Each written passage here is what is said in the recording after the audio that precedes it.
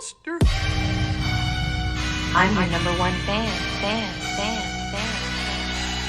Now clear your minds. Notice what scares you. It has from the very beginning. You know, it's Halloween. I guess everyone's entitled to one good scare, huh? It's been informed that zombies have entered the building.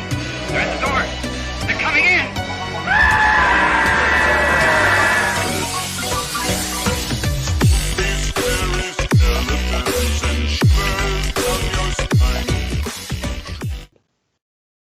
Hello, everyone, and welcome back to another episode of the Midnight Monster Corner podcast. I'm your host, as always, Corey, and alongside me is my good pal, Tony. What's going on, Tony? Not much, bud. How you doing? Doing good. How you been? I've been good, man. Been keeping busy. Yeah. Staying on golf. Well, kind of. I've pretty much just been trying not to get sick. We've had the cooties. That's cooties. Ooh, the dreaded cooties. Yeah. Rampant. Yeah, it was rough. We didn't. Not COVID. What? Came back negative a couple times. We all went and got tested, so everything's good. Not a fun thing, man. They jam that thing straight into your brain. Isn't it the worst? It is. It's pretty rough. I mean, they like, literally feels like they're scrubbing away at my brain. Like when I've done it twice, so it's it's not a natural feeling. It definitely isn't. And that's what it's like. It's very off-putting. But like the second time wasn't bad because I had prepared myself for it. I knew it was going to happen. But the first time, she shoved that thing straight in my nose. Didn't even like warn me or nothing. Just boom. I was like, "Whoa, shit!"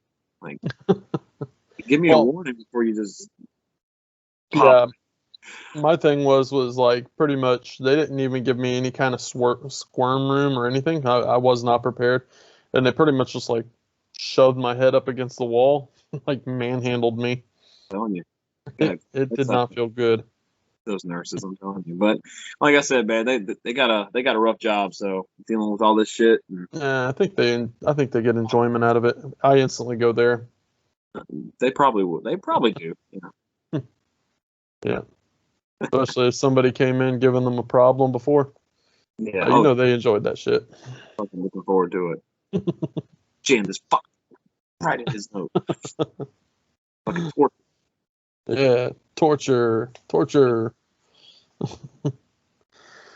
Well, folks. Today's going to be a great episode. We're doing a film from 1988, and this is the second feature we're bringing to the table for our Killer Animal Months, which is this month and next month. But this is the 1988 George Romero's Monkey Shines. Yeah, look at that. Look at the cover, man. Yeah. Oh, that's the alternate artwork for that one. I had to flip mine around too. Yeah. Because I just love that image of the monkey with the razor.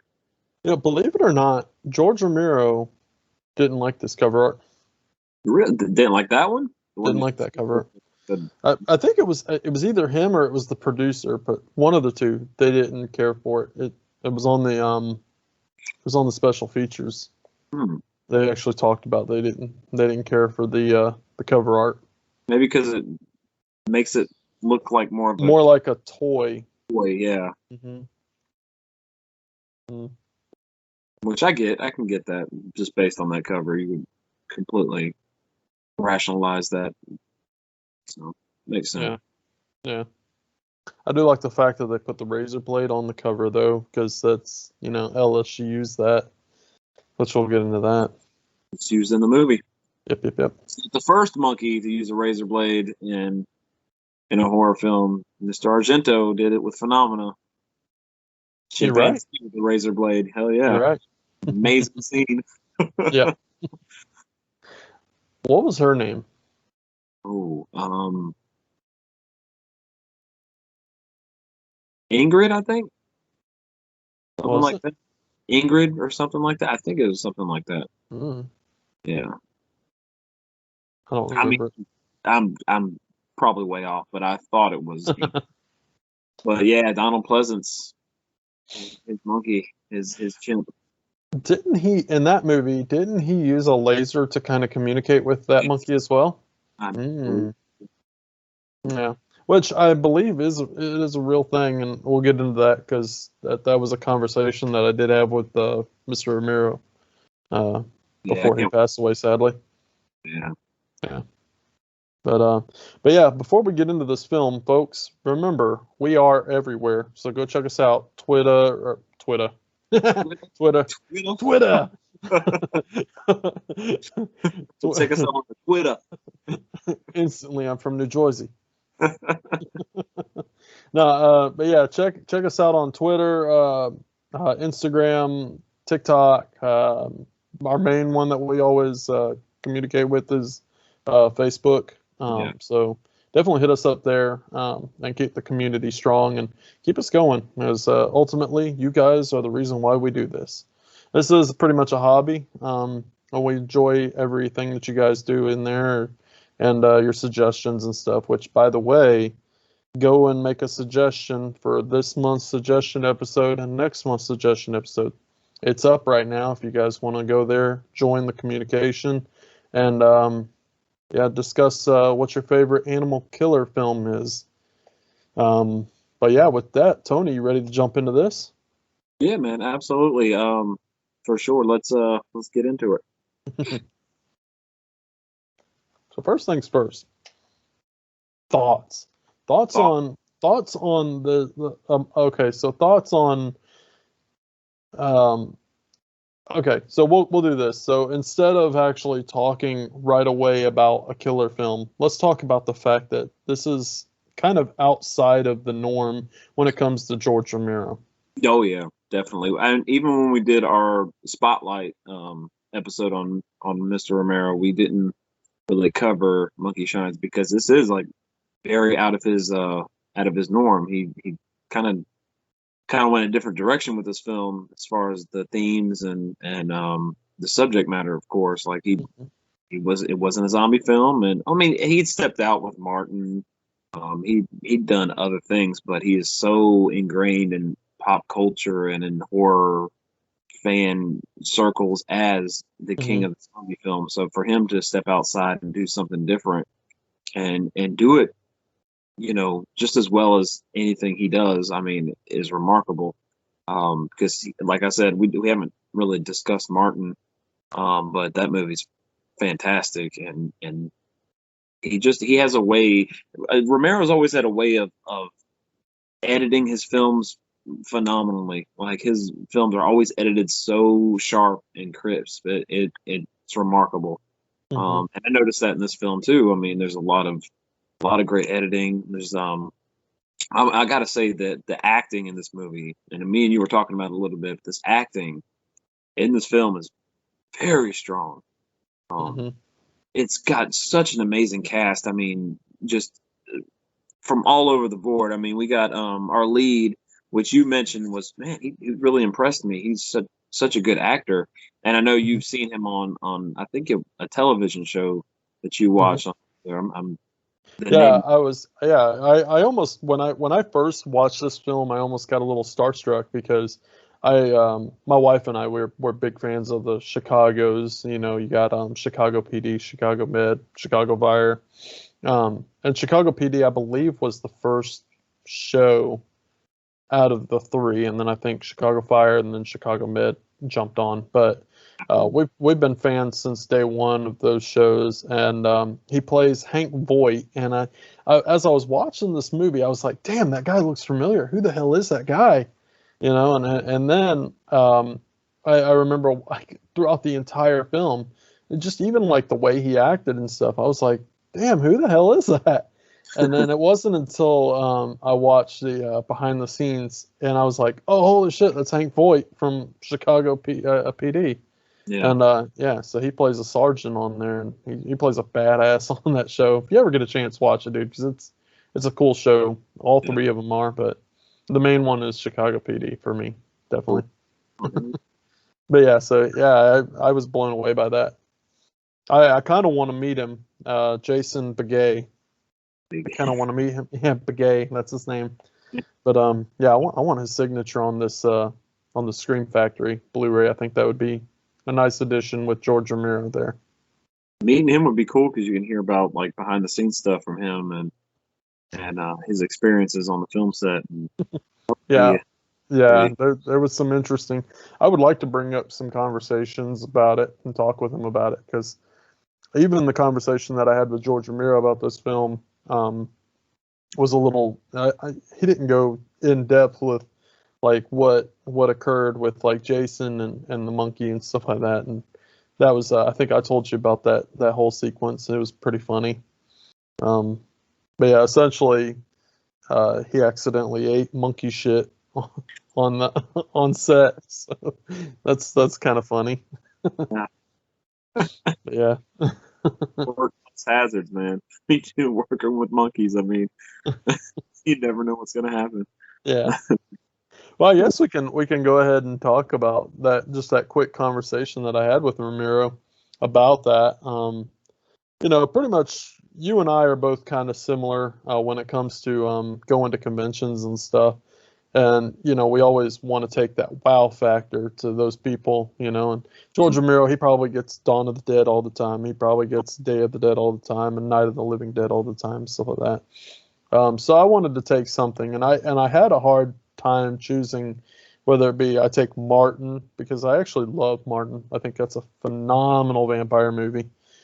And then Monkey Shines. And ultimately, Monkey Shines kind of won my vote on that, so I decided to take that to him. And he was actually kind of impressed, I don't know if you remember, but he was like, "Wow, Monkey Shines," and Yeah, yeah. that distinctive. I got a genuine wow out of him. He's like, Yeah. wow. Yeah, and that was probably one of my favorite moments, meeting a celebrity and stuff. And he was like, "I know you got questions about this," and I was like, "Yeah." I was like, "What was it? What was it like?" And that's when he told me, because it kind of opened my eyes, because I never knew that they actually train capuchin monkeys to take care of quadriplegics. I didn't know that was a thing. But apparently that was a real thing, especially in the 80s. I don't know if it is these days. But back in the 80s, it was apparently kind of turn of the century type deal, It was new. But yeah, he was like, yeah, so we were promised like all these monkeys that were fully trained and everything. He was like, and pretty much one of them was going to be the star of the show. And he was like, and none of them acted right the entire time. And he was like, it was terrible. He was like, there was so much piss and shit all over the set. That's what I remember. Like that. When he actually said that, I cracked up laughing. Yeah, he was like, honestly, it was just a lot of piss and shit everywhere. That was funny. Yeah. Man's mouth. Yeah. But yeah. But he said he enjoyed this movie, and he was actually quite surprised about how much of a cult following this film actually does have. So, Which it does. That's good. You can kind of tell that this is pretty much a passion project for him, because it is so far out of the norm for him, because he was, well, I mean, like you said, he was the godfather of zombie films. So It's his mark on the genre. He did. I mean, when you think of American Zombies, instantly you go to that guy with the big glasses, Right. Zombies in general. I mean, you just go straight to Romero and say he's the godfather of the zombie film. So, for him to take on a different subject matter with a quadriplegic, dealing with a crazed monkey. I mean, it's quite fascinating, his touch on this movie, which it does feel more psychological and driven into the psychological realm with the themes going on here, because there's a lot of like not telepathy, but like mental links. Well, they do talk about telepathy in this film as well. So. You're right. So they do kind of mention that and touch on it a bit. But basically, what our plot is, we have this lead character named Alan, who is I believe he's a law student, and he's a very, very active individual. He likes to go out and work out and run. He's very in shape, and he's very active, and he prides himself in taking care of himself. And one day, which I found kind of odd. I mean, I guess that kind of does happen, but he filled up like a book bag with bricks and was running with them. I was like, okay, that's pretty in the opening scene, you see where he's doing that, and then you also see where it cuts to like pictures of him where he's running track and stuff.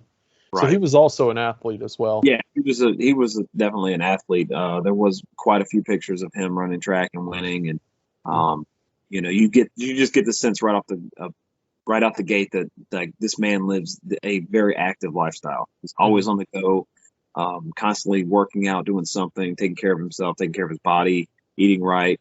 But just lo and behold, one day he's out on a run, and which the way they did it was so over the top. Caught the way that he's running down this street, and the dog just pops out of nowhere and just starts like barking at him and going to attack him, and he just jumps out of the way, and all of a sudden there's this giant truck that collides with him, and when it hits him, he just flies in the air. Like it's so over the top. It was like Grand Theft Auto. Yeah, exactly. Just like a rag doll, just fly. Ragdoll. I'm surprised they didn't use like a dummy, like that dummy. Well, he didn't die, but a dummy would have been hilarious. But no, this movie is played straight. So I mean, it was a shot of him in slow mo, flying up in the air, and basically that accident left him paralyzed, and he's trying to adjust to this new lifestyle of being a quadriplegic and getting used to living his life in a chair. He's so able-bodied beforehand that he's really struggling with his new life, and he's in a down place. He's very depressed, and he's losing his girlfriend, and his friends just look at him and they're kind of like they give him that look where it's like, oh man, you're just not going to be yourself anymore. They kind of, it's like a judgmental like look, but they're not judging him. He can't help it. I mean, it's an accident. Like, happens sometimes, and but they could just tell he's just not in a right state of mind. So in order to get him to live like a normal life and to be able-bodied around the house, his friend, who is I guess he's a scientist at the college, who is doing experiments on monkeys, which he's basically injecting. Well, I wouldn't say monkeys. He's working with a monkey.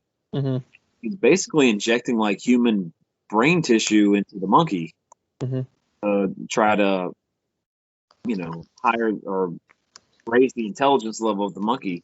So, doing all these experiments and stuff, he figures, hey, this would be a great idea. Let me help my friend out by giving him this monkey who can do things around the house. And in turn, I can do an experiment to see how smart this monkey really is getting, so I can be giving these results back on my tests and stuff like that. So like a win-win situation for him, what he thinks at first. But lo and behold, this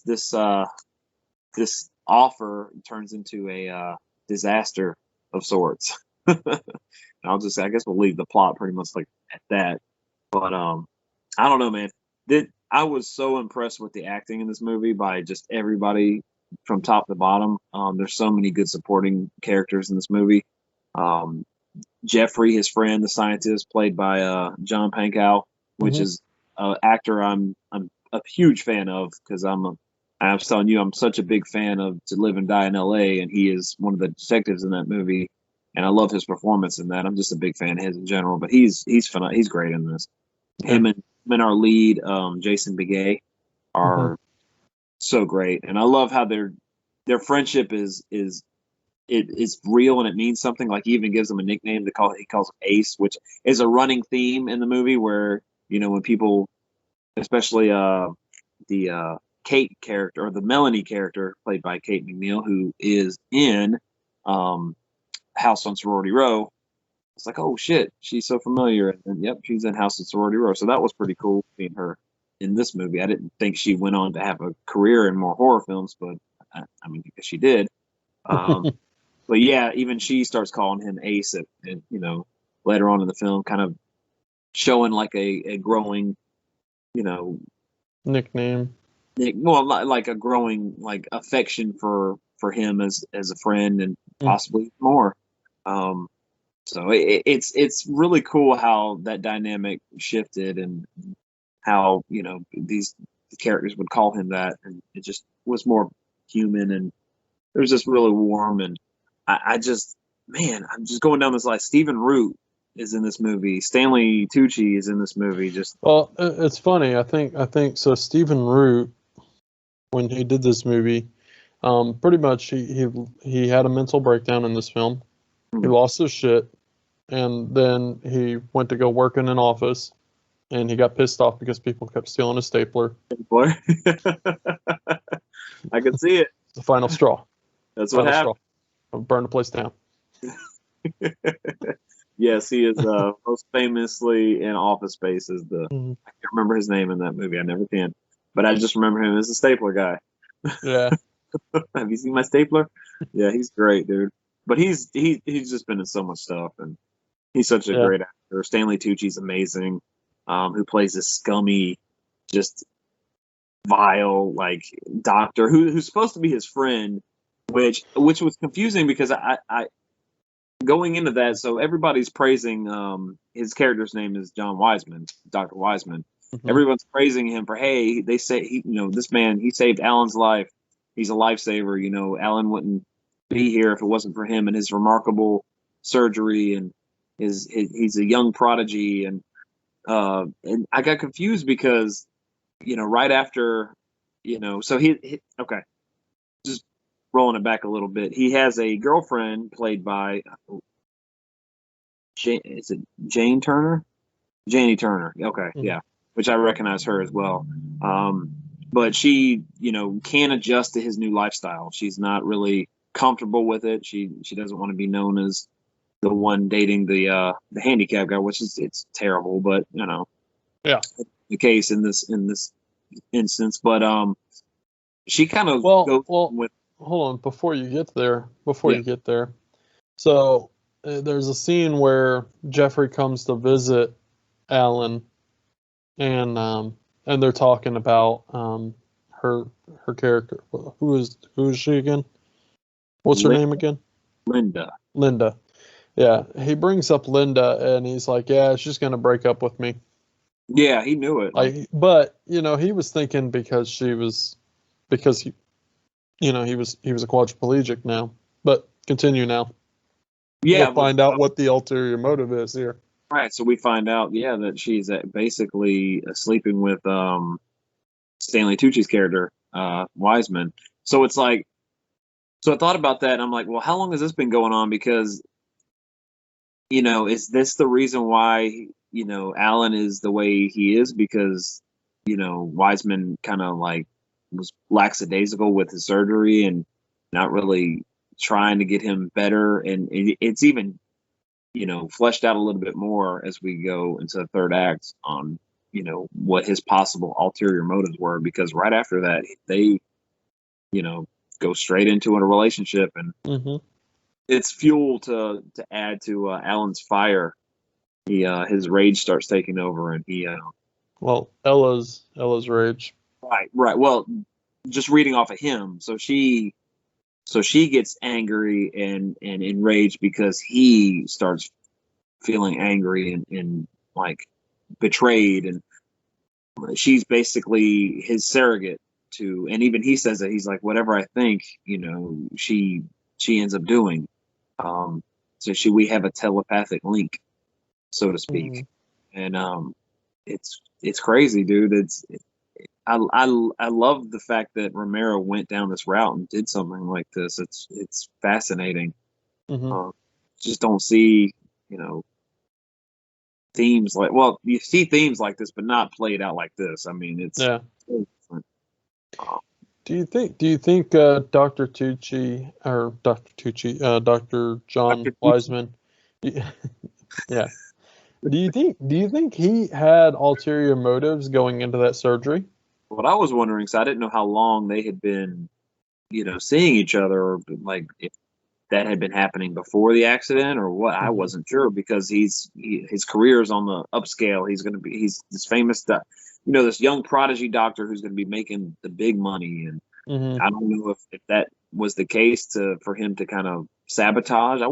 I if that were the case, man, he had to have been like completely like blind by love if he was Yeah. going to even like attempt to sabotage his professional career just to Well, I follow. mean, Like here's the it's a stretch. It's kind of hard to believe, but even still, it's like yeah. I mean, but yeah. Here's the thing, though. I mean, like, so here's Linda, right? Okay, and before the accident occurred, okay, she's with this young guy who's an athlete. He's going to college. He's trying to get his life on track. So you got that, and then there's this rich, like cutting edge surgeon, right? Yeah. I mean, you see him driving a Porsche, like he's already making money. she could easily just break it off with this guy and go to this guy. So what's the motive here as far as like other than he's like genuinely wanting to ruin this guy's life? Yeah, which it seems like a stretch. I don't know, but the fact that he misdiagnosed him in the first place is like, well, come on. Like if you're a prodigy and you're this great up and coming doctor, you can't make a simple mistake like that. Like even doctors, like I don't know how, the doctor that does a second opinion on him is like, I don't know how he missed this. I don't understand how this even happened.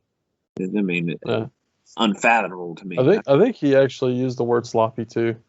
Yeah, sloppy. Yeah. Exactly.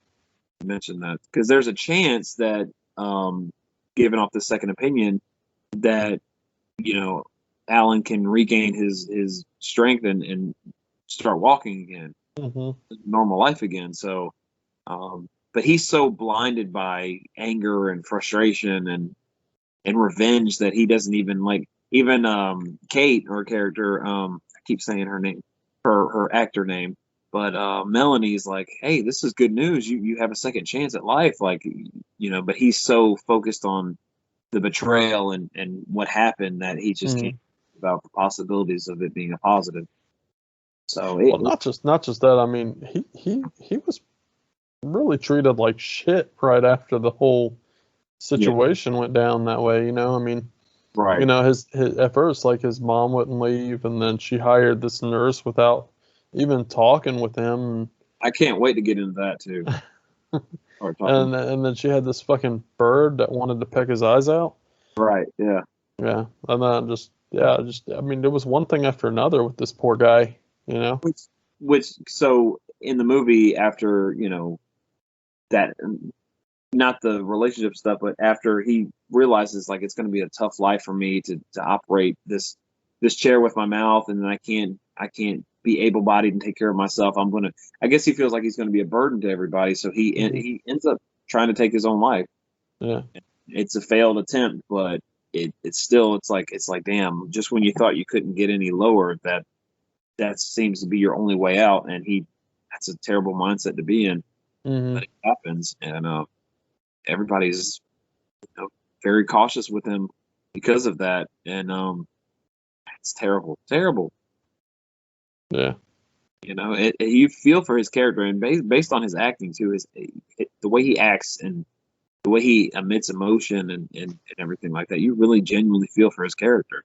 Yeah, which if you check out the behind the scenes, George Romero actually talked about how nervous he was, casting Jason for this role. Or was it? It wasn't George Romero. George Romero was confident.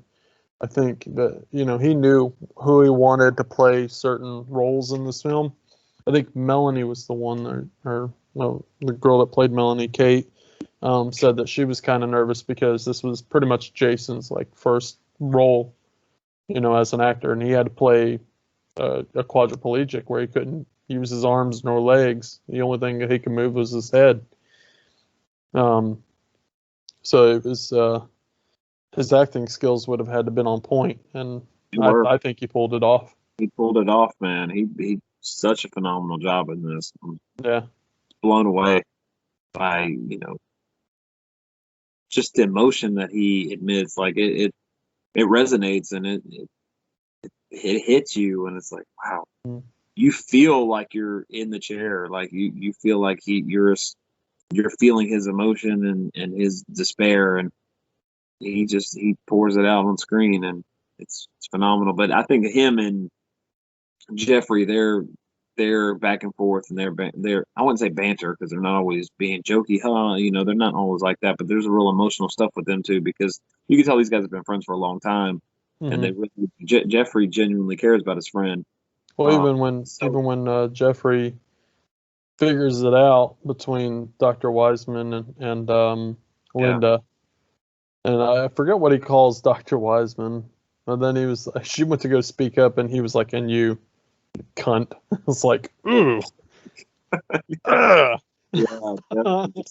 Yeah, but yeah, you could tell just in that little brief scene, you could just tell how much he cares for his friend.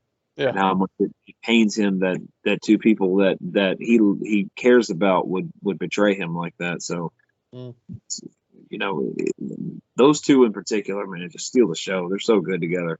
But yeah, I don't know, man. To me, this movie, I don't know. I got the feeling that it felt like a TV movie to me for some reason. I don't know if it was just because of the acting or just the way it was shot, but it just had a feeling of like a TV movie. I don't know why. It was like a hallmark of George Romero films. Yeah, like it had art. It had a class. It had a certain class appeal to it. I mean, down to the music.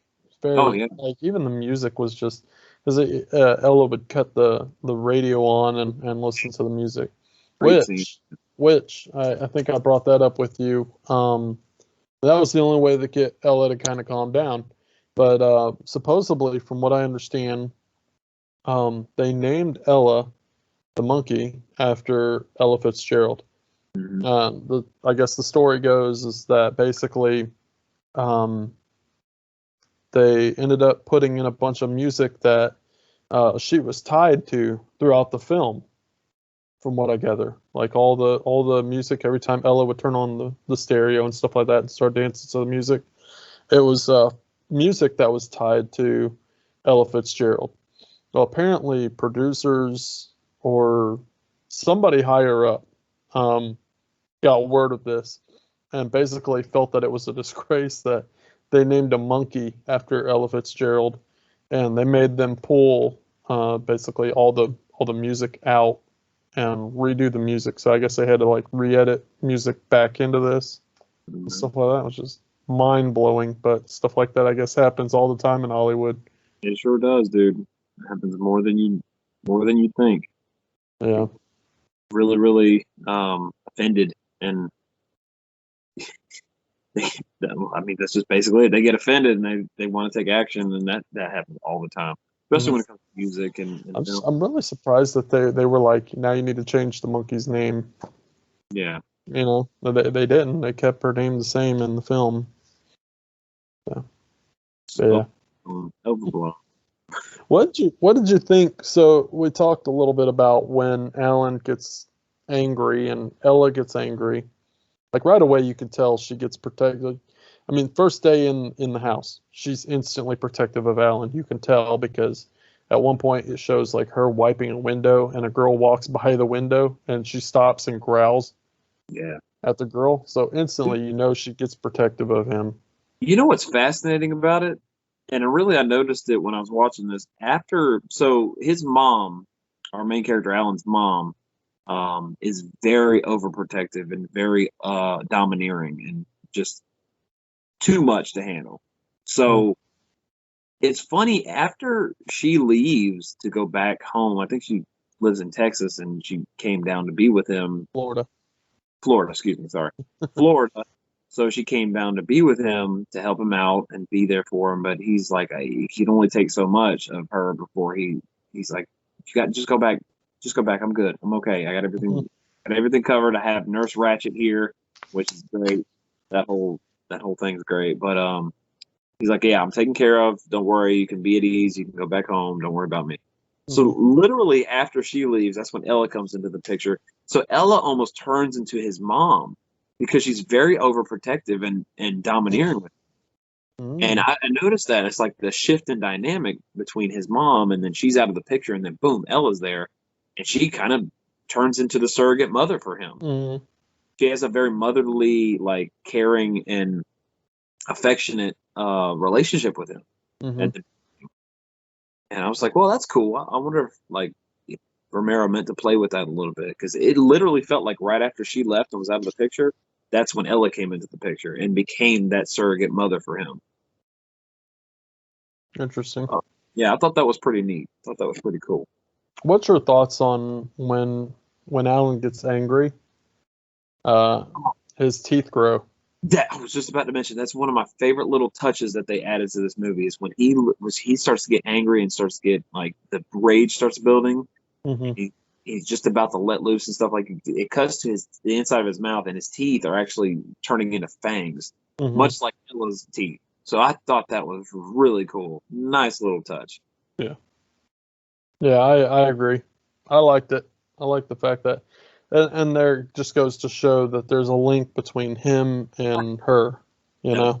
Link, yeah, exactly. Yeah. That's why it doesn't feel too like oh, come on, that's ridiculous. No, it felt that because there was a point to it. Like it was drawing a link between these two. Mm-hmm.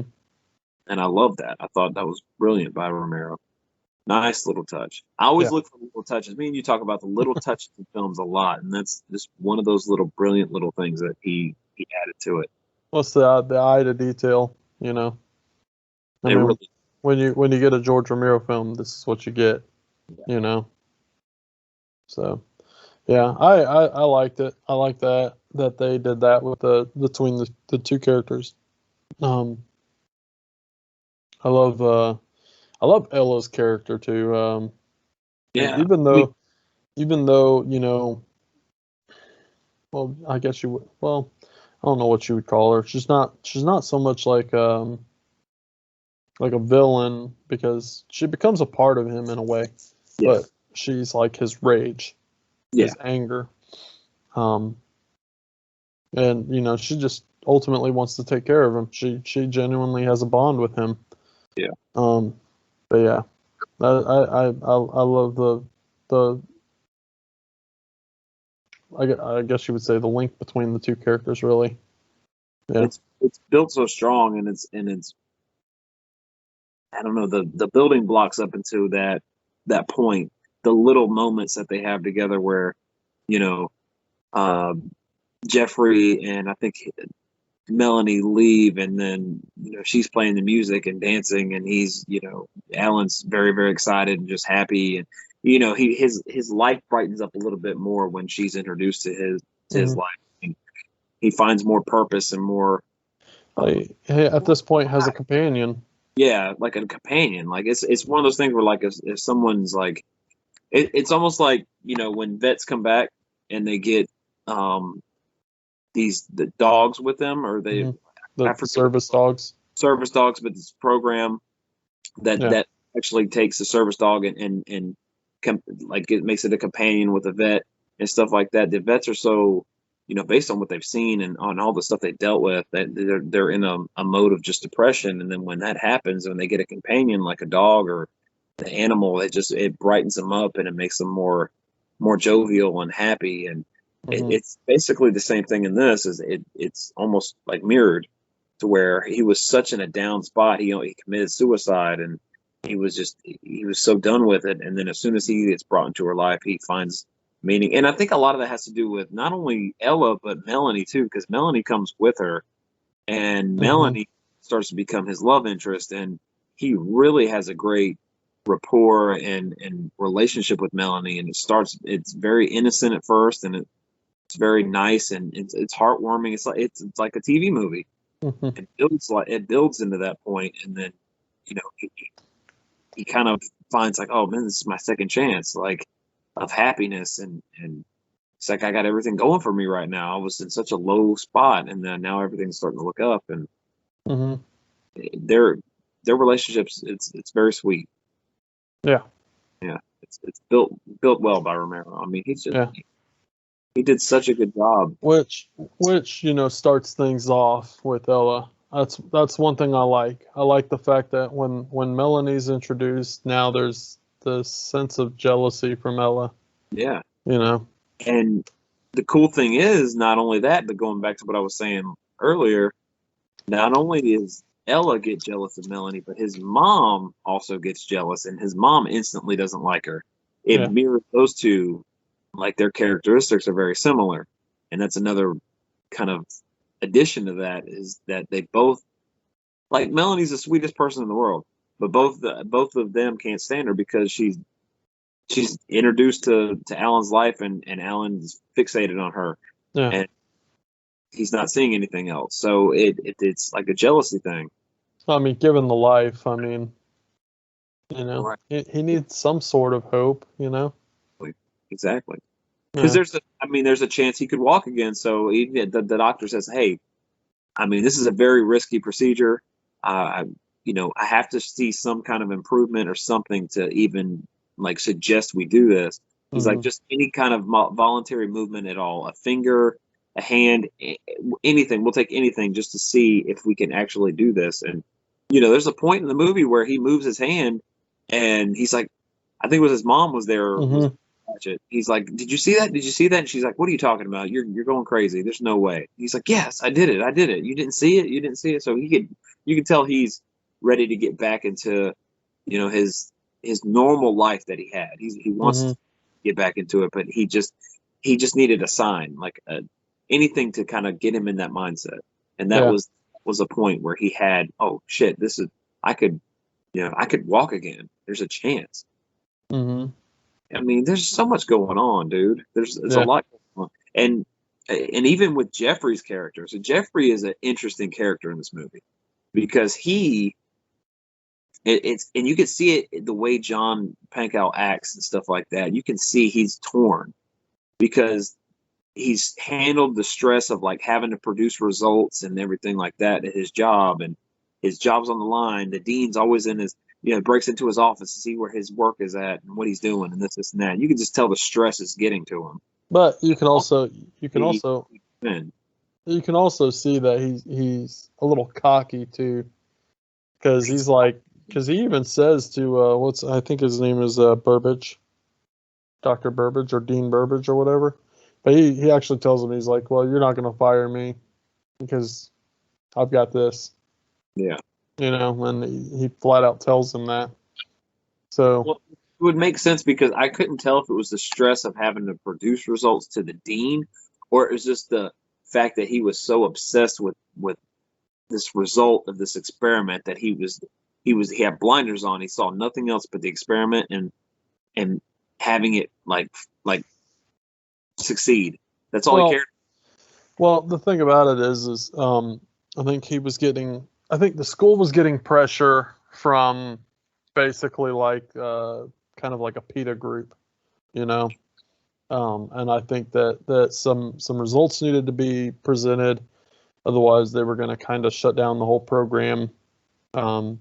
Because this was a time, and I think that was the PETA mainly started about in the 80s, didn't they? Where they, experimenting on animals was big back then, and a lot of places were getting shut down because of that. So I think that this kind of showcase that a little bit. And you do see some protesters, on animal rights and stuff like that. So, As you would expect, yeah. mhm. Yeah, and then apparently there was a scene that was cut from the film, the alternate ending, and that scene, you really see protesters in that scene. But I don't know if you got a chance to watch the alternate ending, but yeah. The alternate ending has the protesters mainly, but you do see them at one point because Jeffrey goes back to the lab and you see him come up. I like Jeffrey's character though. I was kind of getting off a little tangent there, a little, but No, his character's great. He kind of has a kind of reminds me of Jeffrey Combs, Herbert West a little right. bit. I felt like, yeah. I mean, even down to the serum, I was like, "Are you Yeah, serious right now?" so cool.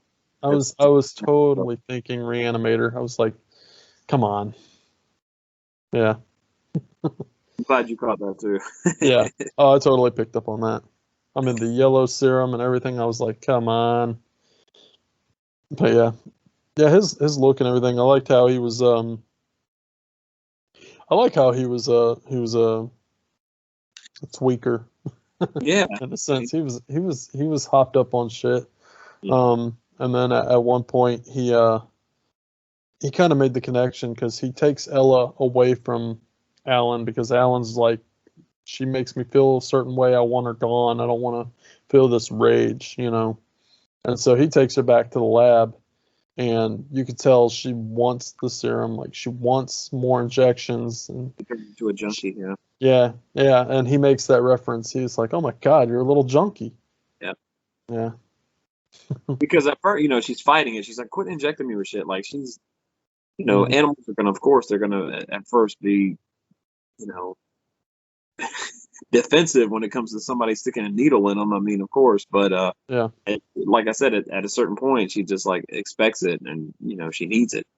She Mhm. turns into a junkie, which is pretty cool. And then he kind of goes down that path as well. So it's very fascinating, man. There's a lot like of little things going on Mhm. that are happening, and it's Which that kind of confused me about the ending of the film. And we're kind of jumping ahead, but why didn't he play that off? that's what we Huh? do, and we're Yeah. all over the place. That's what we do. But you know what I mean? Like towards the end of the film, why didn't he play that off like, "Hey, I've got more serum." You know, she would have been like, "Yeah, inject me," and that All would have been about the end of it. the film. Yeah, all about it. Yeah. Then we wouldn't have had that glorious sequence that we got. That's fucking incredible. Yeah, That but I forgot, and I was like, "Wow, I can't believe that." yeah. Yeah. So, Yeah, we'll get to that. oh yeah, So Melanie befriends Alan, Mhm. and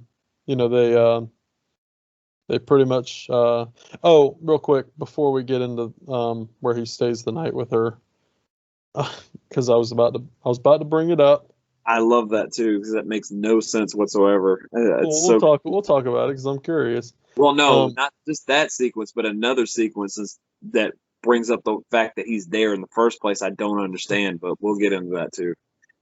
but going back to Jeffrey's character, he makes a quote, and please, no one get offended by this. It's literally a quote in the movie.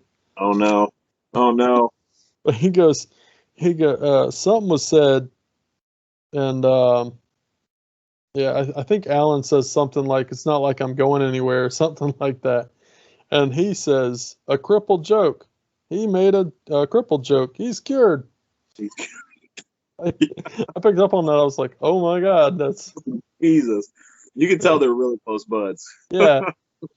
He's able to. I like the fact that I mean, this guy probably hasn't been in this wheelchair very long, and they're cracking jokes on each other like that. I mean, that just goes to show what kind of a relationship they actually have in the film. That's just down to really good script writing, you know, Oh, hands down.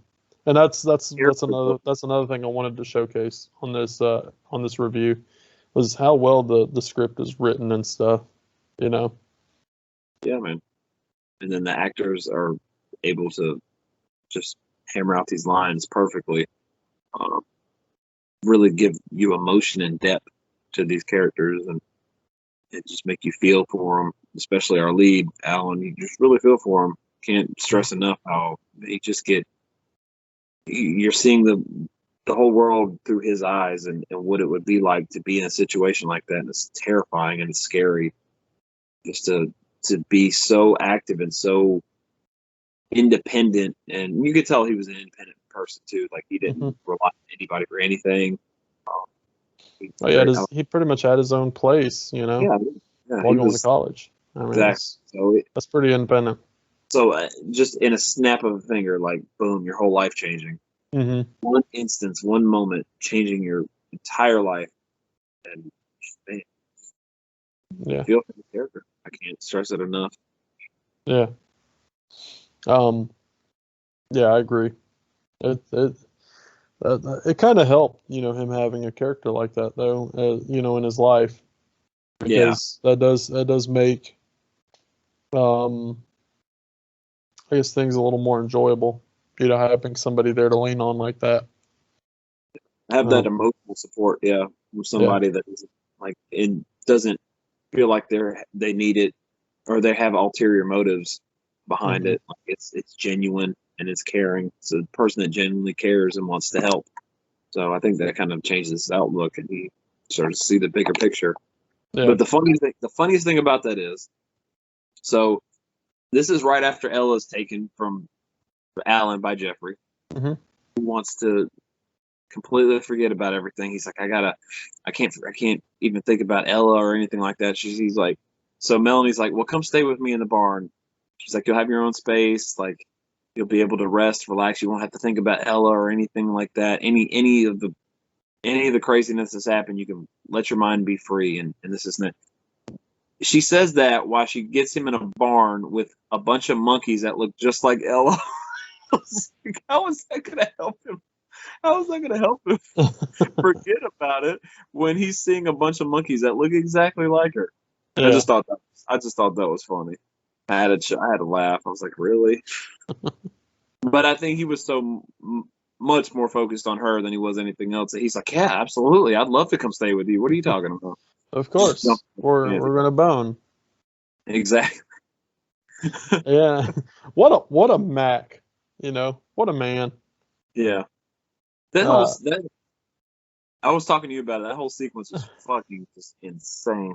I found myself sitting there going, what if she accidentally kills him right here, right now? She could have. I mean, yeah, it's possible. Let's face it. So you didn't pick up on the fact that she was basically face sitting. No, I mean, that was just a weird sequence. I didn't know what was happening, the way it was shot. Yeah, so at first you see her, yeah, she was squatting on his chest or whatever, and he was, like, okay, well, he was playing with the boobs a little, and then they start kissing, and then next thing you know, you see a shot of her like grabbing the bars above the bed, and then like he's kissing her inner thigh, and then you can pretty much tell, let your imagination go where things are happening. And I'm sitting there going, okay, so he can't move his arms and legs. What if he starts suffocating? Like, he needs to take a breath. Like, he can't tap to say, hey, I need some air. Yeah. So that's not where I thought they were going with that sequence at all. I was so confused where they were going with that, and I know we're just dwelling on it, but it genuinely confused me while I was watching. I was like, wait a minute, what is happening right now? I don't know. I must have missed something, or I must have missed a sequence or something in that. But I was completely, and I was telling you about. I was just completely like, wait, what's happening? Are they sleeping? Are they having sex? I'm confused. That's not how that works at all. I'm hoping I'm right about what happened in that scene, and I'm just not a dirty-minded person. I didn't turn around and rewind it to see. I was just like, I was letting it play out in real time, and I honestly got confused on what was happening, the way it was shot. And I mean, it's not a big critique or anything like that. I was just myself was like, wait a minute, what are they trying to purvey here? Are they purveying one thing and it's looking like something else, or is it I'm looking into it way too much? I'll just leave it alone. Yeah. That's funny. That scene was great though. Yeah. But yeah, after that, they start blossoming into a romance and a relationship, and that's when Alan's mom comes back, and that's when really crazy shit. Well, I mean, we skipped over the whole monkey POV, which was amazing, by the way. That's cool. That monkey POV was great. Yeah. I like the fact that you actually follow her out of the house, into the trees, down the tree, and into the yard. That's an interesting way that they shot that. I'm kind of curious. I wish they would have done behind the scenes how they filmed that, because I'm definitely interested on how they filmed that. Yeah, absolutely. There's some good camera work in this film. Like, Romero's doing some great stuff. It really was. Yeah. But yeah, and that was another thing. We didn't bring up the fact that, so Ella goes on a murderous rampage and kills Dr. John and girlfriend Linda. Yep. This is where our killer animal straight up burns them. Yeah, burns them alive. Lights, yeah. They were definitely caught up in a heated moment. Yeah. To say the least. Damn. Lights a match underneath their bed and murders them. Yeah. Yeah. She goes on spree. She even kills the parrot, or not parrot, the Mhm. parakeet. It's parakeet. That the bird that Nurse Ratched has that Alan can't stand. So what do you think of Nurse Marianne?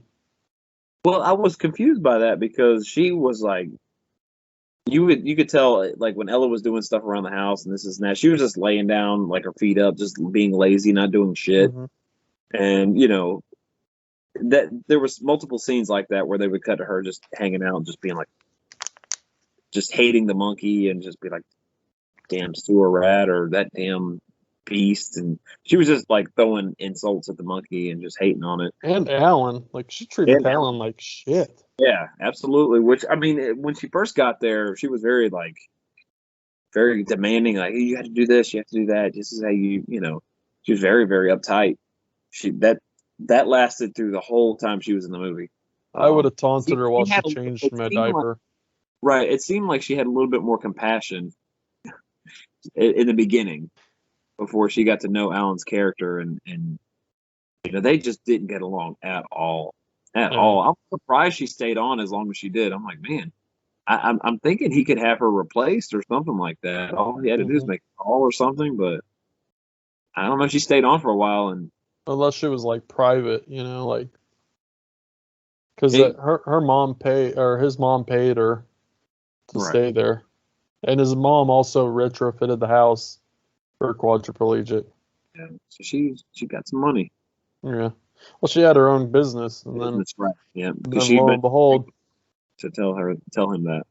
yeah, she comes home and she sells her business and sold her house and is now moving in. And yeah, I like the fact that she didn't consult with him and ask him. She was just like, "Oh, by the way, I'm here now to stay," and uh, Nurse Ratchet's leaving, He's out which the was door. played by George Romero's wife. Yep, So she is. awesome.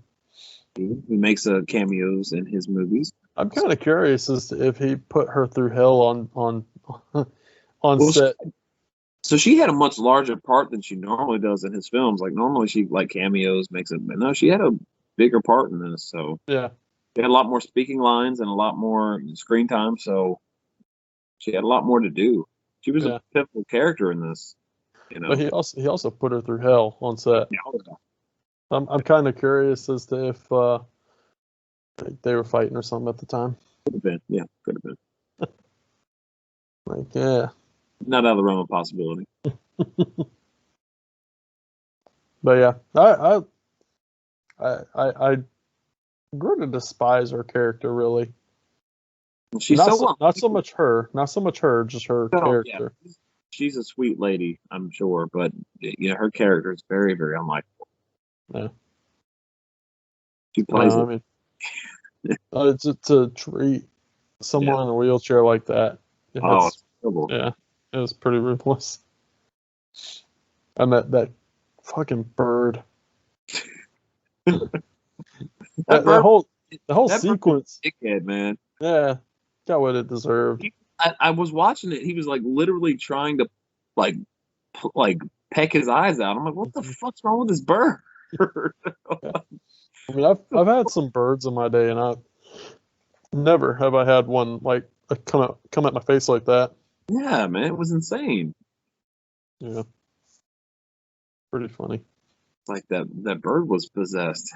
Yeah, Fucking, he had a telepathic link with somebody, and he was fucking trying to take Alan out. maybe that bird had a telepathic link to Nurse Ratchet, I mean, it could have been. taking its anger out on Alan. Yeah, could have been. Yeah.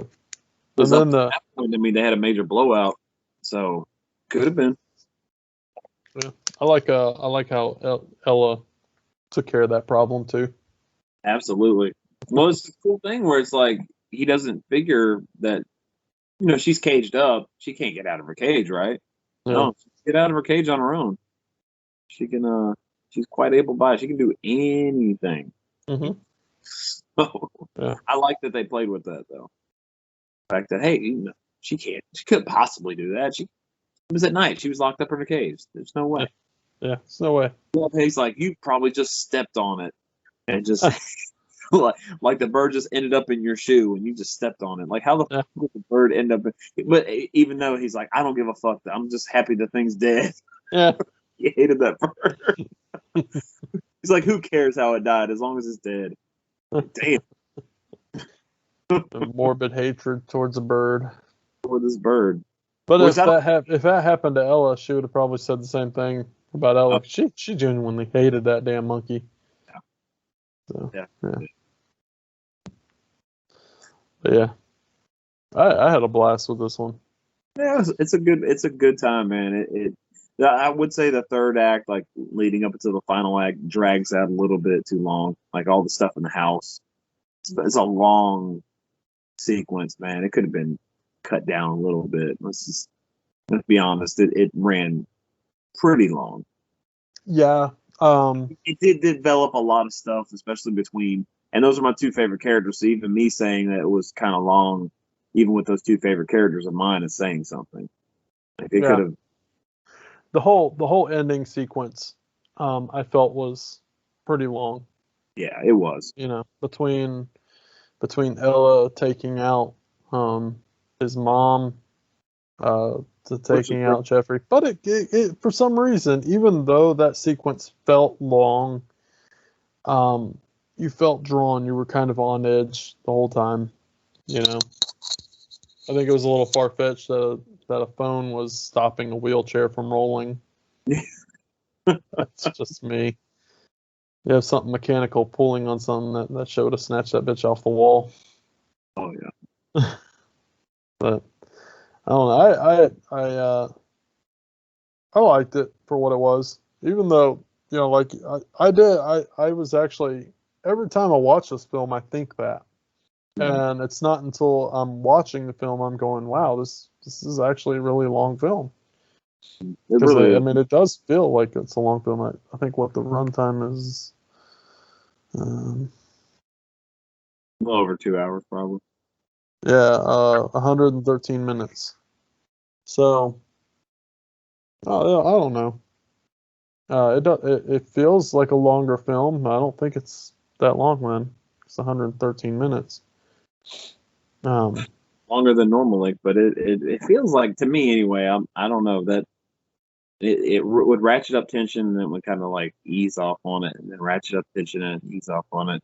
A couple of times that happened during that whole third act or that final act. So, you know, of course, I mean, when a movie goes overboard, it plagues movies. It's been like that since the beginning of time. Sometimes you just have to cut a movie shorter. You have to edit it out a little bit. I mean, I say that, and I praise Romero's editing skills, because I mean, it's warranted. He's phenomenal, but that sequences in particular kind of ran a little too long. But I mean, that's nothing to take away from what we get at the end. I actually, you know me, I love those dour, like somber, depressing, bad, or not bad, just like not happy endings. But in this one, the happy ending felt warranted. Like it felt like it was earned. That's what I like. That hope that you have between Alan and what's her Melanie. character, yeah, or Melanie. Like that's a wonderful little way to end the film. I dig that, because it goes back to where, you know, they were going fishing, and Alan was in his chair trying to fish, and she had the line running, and then I guess the line snapped on his chair, and he's like, "I'm sorry." She's like, "Oh, don't be concerned about it. It's okay." Yeah. So we would cut at the end to, you know, the surgery, and Alan's in the bed, and he sees Melanie, and he's excited. You know, he's like, "How'd it go? Was it a success?" And then it cuts to her pulling up in a van to pick him up outside of the hospital, and he's walking on his own with crutches, but he's actually on his own 2 feet. So it's like, oh, it's upbeat, uplifting ending that felt to me like it was earned based on everything that this man had been through. He'd been through hell in this movie. Yeah. Like and her name was Ella. To him, you know, fighting his monkey. I mean, he'd been through hell in this movie, so it's good to see him finally get a little bit of semblance of like a good future and reality, kind of everything coming back into play in his universe. It was nice to see. Yeah. Yeah. I really liked the ending. It was enjoyable. I think Ramiro actually talked about the alternate ending and how he liked the alternate ending a little bit better. Which, so pretty much the ending was just this. It was you see him getting into the van with Melanie, and they go driving off, and that's part of the ending. The weird alien knockoff. I don't think that was part of the ending. Yeah, I didn't even mention that. What the fuck was that scene? I guess the studio made him do that. What? Yeah. Yeah. From what I was understanding in the interview, and don't quote me on this, but I don't think he was happy because he even calls it the shitty alien ripoff ending. I've seen so many movies this year in particular, like ripoff Alien. It's mind blowing to me. Yeah. It becomes like a pattern. I'm like, well, what the fuck, man? This had to have been like studio head thinking, like, oh, we gotta show a chest burster scene, and we gotta have that in our movie. We gotta have that in our movie. It's very popular. And to me, like, it's like a pattern. I've seen so many movies this year that have a reference like that in it. It's insane. Yeah.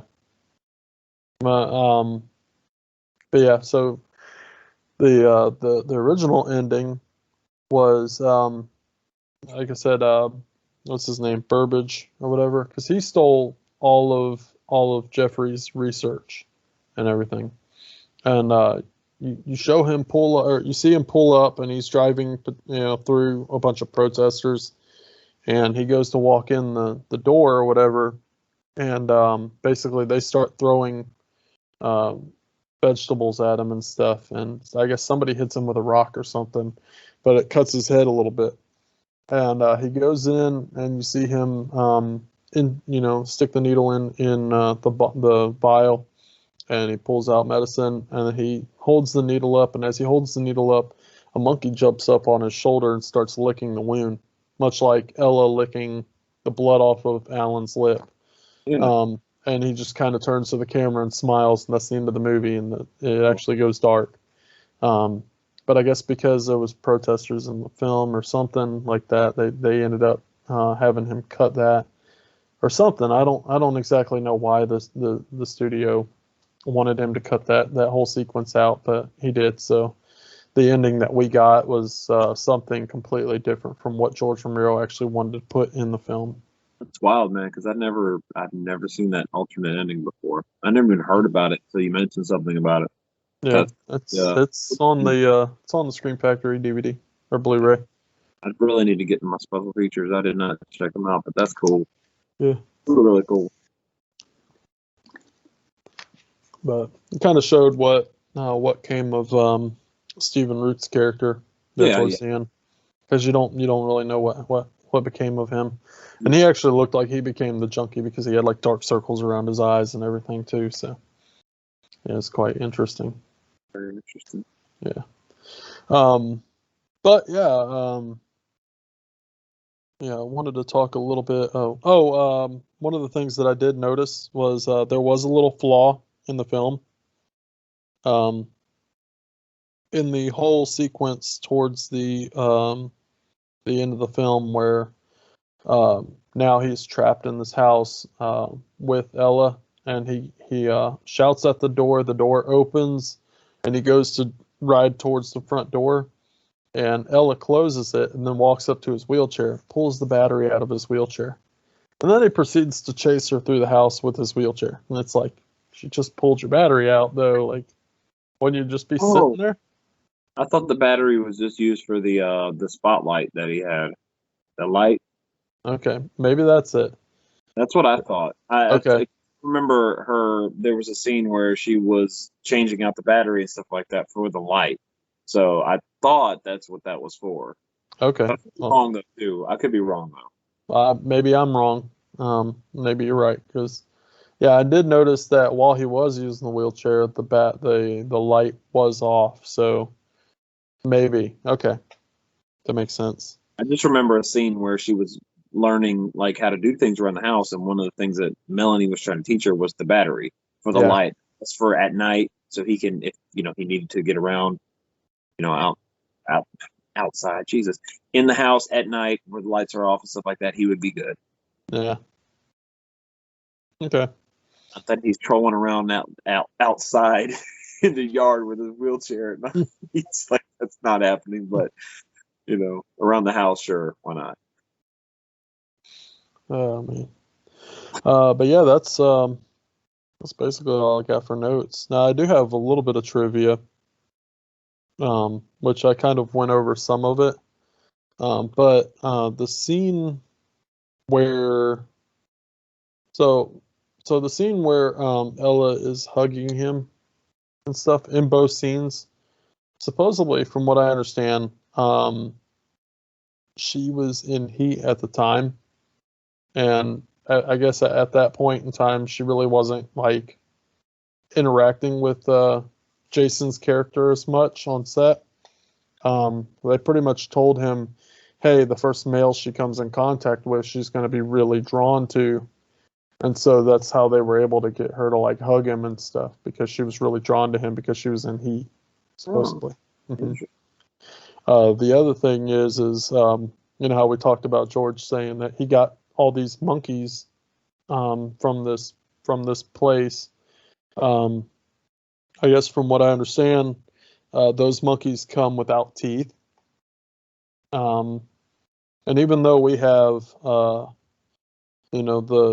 the great Tom Savini and Greg Nicotero doing the special effects for this film, there's just no way that they're going to put prosthetic teeth inside monkeys' mouths. Yeah. But I guess from what I understand, they pull the teeth on these monkeys so they don't bite the quadriplegics. Yeah. So that was kind of an issue. The other issue was all these monkeys really weren't trained properly when they got on set, and then like half the time they weren't even like paying attention to the cameras or looking at the cameras and stuff. And they had a shining star as far as a capuchin, from what I gather. Like they had, it was supposed to be like a lead monkey who was like ultimately trained quite well, and I guess that monkey wasn't even working out for him. It wasn't until somebody on set actually said that part of the crew, she was like, I've got a pet monkey, and her name's Boo if you want to check her out or whatever. And she actually became the shining star of the film. Yeah. So Ella is actually part of the crew's monkey. It's kind of funny how you say that, and then Melanie's like telling Jeffrey's character, or Jeffrey, when he's like, hey, I got a friend who we'd love to get him a monkey to help him around the house and stuff like that. She's like, well, I'm out. Like all my monkeys are they have a companion and this and that. He's like, well, no, I have a monkey that would be perfect if you would just teach her. And so it's kind of like mirrored. That situation is kind of mirrored in the same way there. Like I just thought, I thought that was pretty neat. But going back to what you were saying about Savini and Nicotero, this is probably the tamest like set they've ever worked on. There's little to no gore. There's no gore in this movie, and there's not really like a lot of graphic violence and whatnot. I think this is probably the tamest job they've ever had, especially for being a Romero movie. Yeah, well, they had to. It wasn't just creating like some of the death scenes and stuff like that. There was also moments where they had to make kind of like puppets, if you will. I believe they even had like animatronic figures and stuff of monkeys. One of the things that I did see was that they had so the scene where you see like Ella with a razor and she's like swiping it.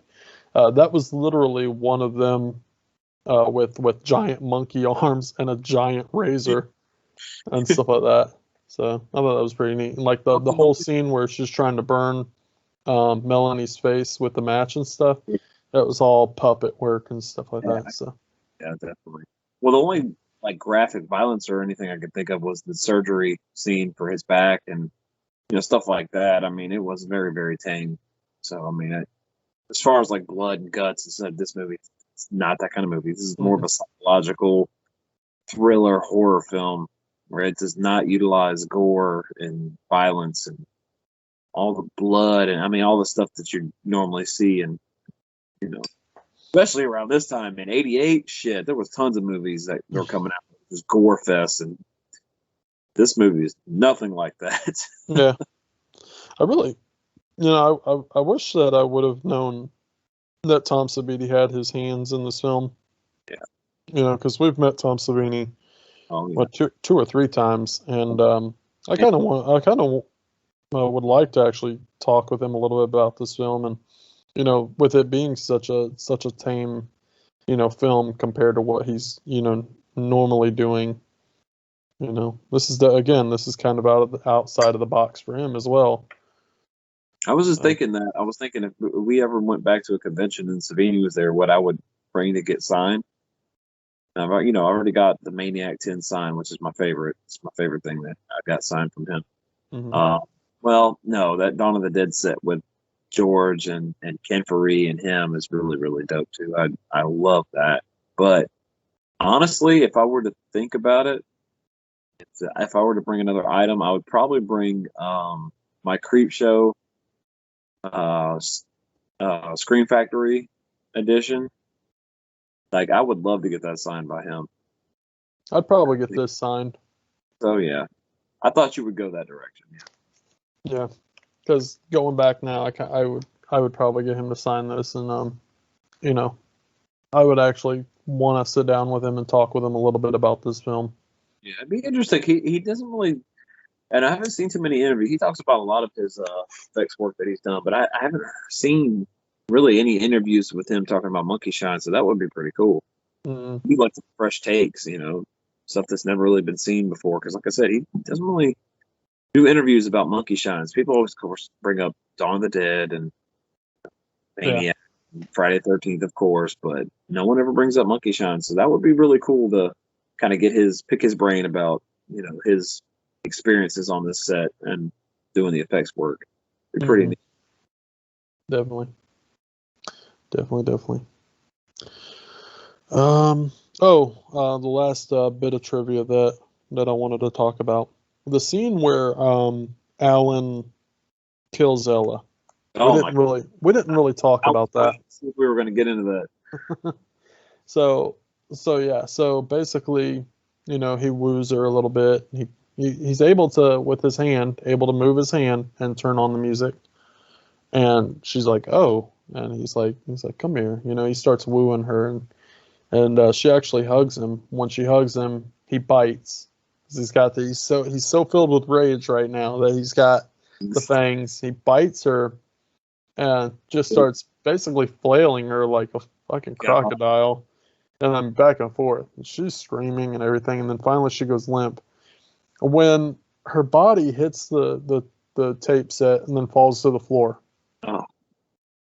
What's your thoughts on that? Because instantly mine was like, dude, that looked like a fucking cat. It did look like a cat, yeah. That's because it was a cat. Okay, yeah, that makes total sense then. Because I was like, well, did he throw a cat? I mean, yeah, it looked like a cat. So basically, Tom Savini was he had to get a cat, and it was a dead cat that he bought from a company in North Carolina. When they got the cat, they ended up clipping the cat's ears off to make it look like a capuchin monkey, and spray painted it black. But yeah, I instantly was like, that looked like a fucking cat. That was a real dead cat. It didn't look like a dummy, or a stuffed animal. Like, it didn't have that. It looked like a real animal. I just wasn't. I was like, that kind of looked like a cat, but I don't see any featuristics of a cat. Mm-hmm. Really. But for some reason, I'm thinking cat. It just looks like one. So that doesn't surprise me at all. Yeah. It surprises me what they're willing to do and go through to get that said cat to use in the movie, but that's another story.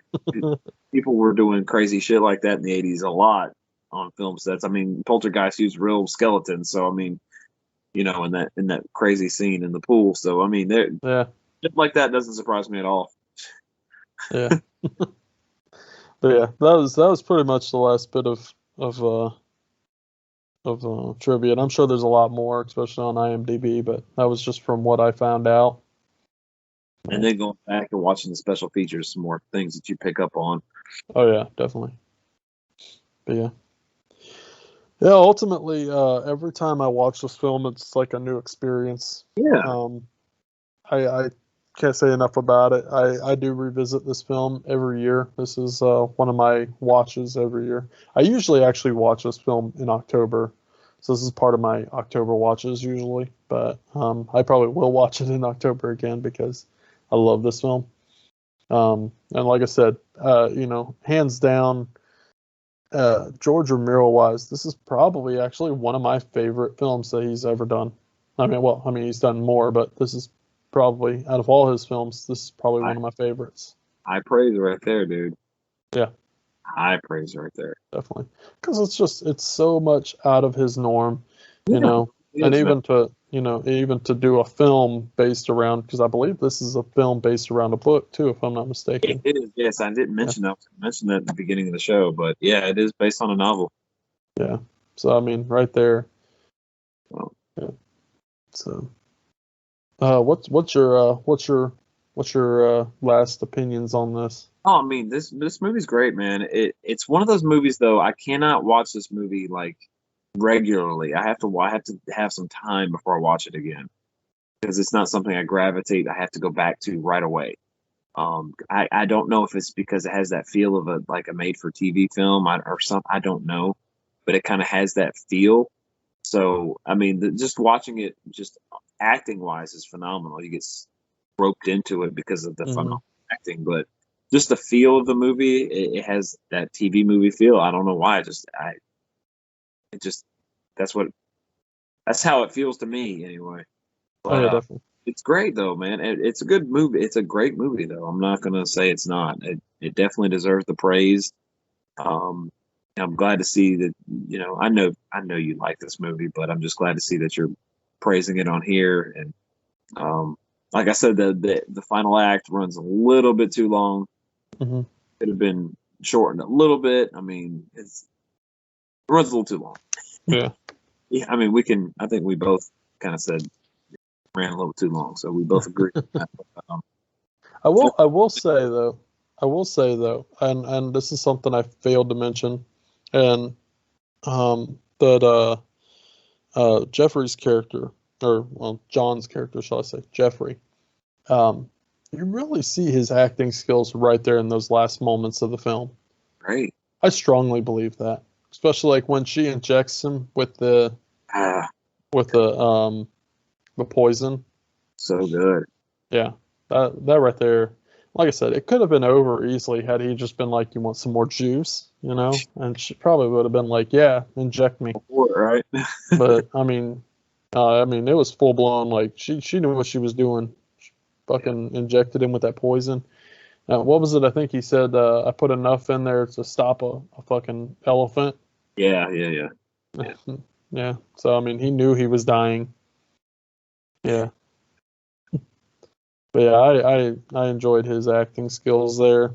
And Corey, I suggest or I recommend that you watch To Live and Die in L.A. if you want to see some top-notch performances from him. A top-notch performance from him. He's amazing in that film. There's a scene in particular. It's like, damn, this dude's on top of his game right now. But he's such a great. I don't hear anyone ever talk about John Pankow, and it's a shame. I don't know if he did that much. I mean, that much in terms of being in more movies, but the movies that he was in, he really made his mark on them. He's such a good actor. Yeah, I think he's underrated. I really do. He's great in To Live and Die in L.A. though, man. He plays that. He tries to play that straight cop, and he gets roped up in a crazy partner on like a tale of revenge and stuff like that. He's just so amazing in that movie. This one of the most underrated movies ever. I love that movie, but he's great. The acting is solid from top to bottom. Dude, I didn't see any weak performances really in this. Even Alan's mother, played by Joyce Van Patten, is great. She's phenomenal as well. Yeah. Everybody's just on top of their game. Stanley Tucci's awesome. He's great. The dude is jacked too. Holy shit! I was not aware of him being that jacked. Like holy shit. But it's a great film though, man. I definitely give it 4 stars. I'm rating it on a letterbox rating. It's 4-star. That's Like I solid. said, the ending was a little long, but that's really the only thing I got against it is that third act. Yeah. Yeah, I'm right there with you. I'm actually I rated it a little bit higher. I rated it 4.5. Cool. This is because overall I really don't have much bad things to say about this. I don't like the pop out back scene. Oh, that little quick. The whole monkey. Yeah, I didn't care for that. I get that was kind of like last minute decision making, and it was kind of poor decision making. I think. I don't even want to say anything against Romero for it, because I don't think he, like we talked about. No, he wasn't. I don't think he was happy about it, because I think the film itself was in its final stages of editing, and then the production company came down like that. Okay, so what it was the storyline was they did a screening with the original ending. That's what it was. They did a test screening with the original ending, and they passed out like to 20 people. What do you like most about the film? What did you dislike most about the film? And 9 times out of 10, those people they disliked the ending. So all these people put that, and the production company was like, change it. I don't understand that. I just don't understand it. All the hell that this man had been through in this movie, you would want to see him end on a happy note. Well, it wasn't that. It wasn't that. It was the ending of the doctor and the monkey at the end licking his head. Oh, that one. Okay, gotcha. That was the ending that no one liked. But George Romero loved that ending, and he wished he could have kept it in there. I like the ending that it has, other than the monkey pop out scene. I don't care for that. And then, like I said, pretty much right there in that ending sequence on the final act, it was very kind of slow. Doesn't it feel kind of out of place with the tone of the film, like that alien ripoff ending? It just doesn't, or that sequence. It just doesn't feel. It doesn't fit the tone of this movie. This movie's very serious, and it just comes off a little goofy. Yeah. I think that's the reason it doesn't work. It just comes off goofy in this serious film. I don't. Yeah. It almost felt like something needed to change, and it felt a little rushed, in my opinion. And like I said, pretty much, I think in the editing stages, that's when the whole score thing came about too, where they had to change the music, and then that sequence where they had to change the ending, stuff like that. But when you're making a film for a production company, it's what you get. You know what it reminded me of? We did long ago, was Humanoids from the Deep. Kind of had the same, like that popping out. Yeah, it's like fuck. Yeah, we just saw that. Like, that's what I mean. Like a lot of films I've watched this year, it's just like all different years, and in the 80s and the 70s, a lot of, well, not so much the 70s, but in the 80s especially. In the early 90s, there's a lot of like alien sequences, like that they had to shoehorn into these movies. It's like, well, you don't do. I guess the studios were really pushing that. Well, what's really funny is the fact that we brought up aliens on the last episode too, if you remember, because the guy that did the special effects for Deadly Eyes went to go work on Aliens, the sequel to Alien, and that's when they were like, well, you put a dog in a costume once, you can do it again and it'll work, and it was a complete failure. And he actually admits that it was probably the worst decision making in his career. So, but yeah, that's kind of funny how we're bringing up Alien on both episodes here. Go back full circle. Here we do. Time and time again. But yeah. Well, man, you have you said your piece? I did, Yeah. yeah. Overall, I enjoyed this, man. It's a great. I love that Romero took a chance and something completely different from what he's used to, and I just think that adds as like a badge to his already legendary career, doing something that wasn't particularly in his comfort zone, but still handled it with class. And Mhm. it's a sophisticated horror film, sophisticated psychological horror film. It's not goofy and played for laughs and everything like that. Of course, some natural dialogue, I would say, comes off between two friends and people that have known each other for a long time to come off as, oh, that's funny. That's a funny little joke. But this movie's played straight, and it really taps into that psychological horror, which I love. So Yeah. I had fun with it. I'm glad you mentioned something about doing it, or mentioned about revisiting this and doing it for the show, man. I had a blast watching it again. But like I said, it's something I can't turn around and watch it like 6 months from now. Yeah. I can't. I have to let it stew a little bit.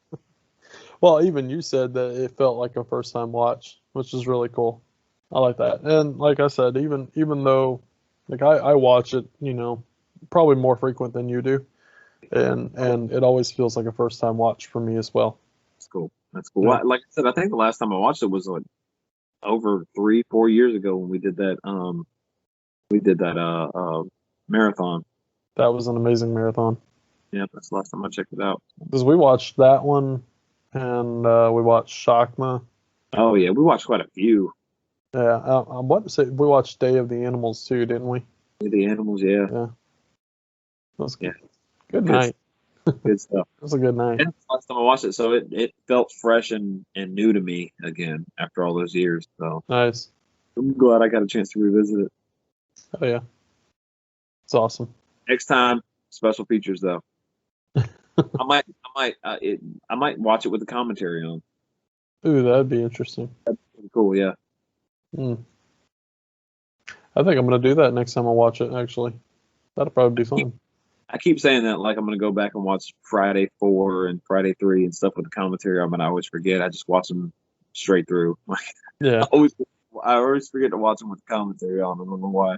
Because I've seen them so much, I'm like, it's not gonna hurt me to watch them with the commentary on. Yeah. I know these movies like the back of my hand. I know them, but I always forget. Like I pop them in, I'm like, shit, I'm supposed to put the commentary on.